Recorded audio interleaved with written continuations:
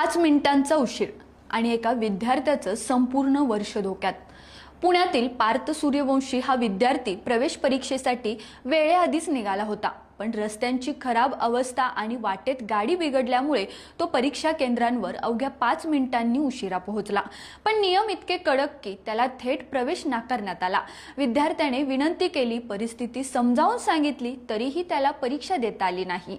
या घटनेनंतर विद्यार्थी पूर्णपणे खचला, कारण एका छोट्याशा उशिरामुळे त्याचं संपूर्ण शैक्षणिक वर्ष वाया जाण्याची भीती आहे। या प्रकरणी रयत विद्यार्थी विचार मंच आक्रमक झाले आहेत। संस्थेचे पश्चिम महाराष्ट्र प्रभारी अध्यक्ष अक्षय चव्हाण यांनी शासनाकडे मागणी केली आहे की अशा विद्यार्थ्यांसाठी पुन्हा परीक्षा घेण्यात यावी।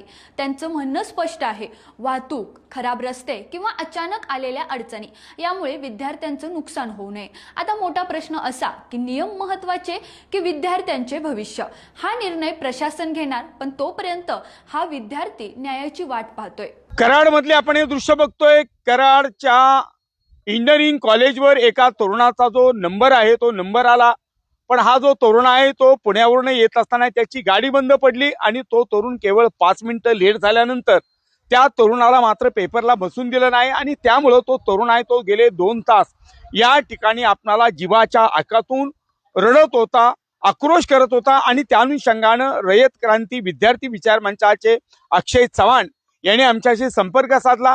संपर्क साधल्यानंतर वास्तवतेचं भयान रूप आहे ते आम्हाला ऐकायला मिळालं। पण मात्र संविधानानं प्रत्येकाला जगण्याचा, बोलण्याचा, लिहिण्याचा अधिकार दिलेला आहे, पण मात्र कायद्याची अंमलबजावणी मात्र संविधानाच्या माध्यमातून होतंय का? आणि म्हणून त्या तरुणांचा प्रश्न ऐरणीवर आहे का, ही पाडापिक सर भयानक अवस्था आहे। 5 मिनिटं म्हणजे तुम्ही त्याच्या वेळेची किंमत केली नाही त्यांनी। वर्षभर विद्यार्थी शिकतोय सर, कष्ट करतोय, आईबाप काबाड कष्ट करतात, आपला मुलगा शिकल, मोठा होईल, शिक्षणापासून कोणी वंचित न राहावं म्हणून आम्ही रयत विद्यार्थी विचार मंचाच्या माध्यमातून प्रयत्न करतोय। तर हा विद्यार्थ्याची दखल सकाळपासून मी घेतलेली आहे। तो विद्यार्थी माझ्यासोबत आहे। तो विद्यार्थी अक्षरशः डिप्रेशनमध्ये गेलाय की 1 वर्ष वाया जाणार, करायचं काय?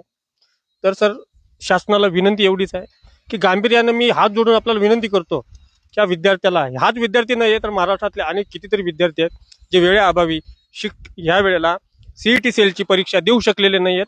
त्या विद्यार्थ्यांना येत्या महिन्या 2 महिन्यामध्ये तुम्ही पर्याय उपलब्ध करून एक्झाम त्यांची घेण्यात यावी, एवढीच आम्हाला प्रशासनाला मागणी आहे, हात जोडून मागणी आहे। रोकठोक महाराष्ट्राला सबस्क्राईब करा आणि बेल आयकॉनवर क्लिक करायला विसरू नका।